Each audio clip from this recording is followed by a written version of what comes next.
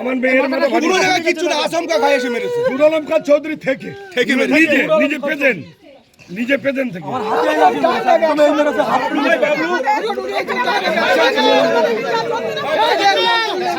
জায়গাতে আমরা শান্তিপূর্ণভাবে আমাদের মেয়েরা সব ভোট দিতে যাচ্ছিল। নুর আলম খান চৌধুরী এবং কয়েকজন ক্রিমিনাল, যাদের নামে মানে ক্রিমিনালি কেস আছে, ঘর জ্বালানি থেকে শুরু করে বিভিন্ন রকম অ্যান্টি সোশ্যাল, তাদেরকে নিয়ে নুর আলম চৌধুরী এসে আমাদের মেয়েদের উপরে প্রথম হামলা করো। আমার গিন্নি গ্রাম পঞ্চায়েত সদস্য তার হাতে মেরেছে লাঠি, তারপরে আমার বাবলুকে হাত ফাটিয়ে দিয়েছে, আমার সদস্যের মাথায় লাঠি গেল, বসে পড়েছিল। আমরা অ্যাকচুয়ালি এজেন্টকে নিয়ে বহাতে আসছিলাম, 4-5 জন আমাদের কর্মী ছিল এবং এজেন্ট ছিল।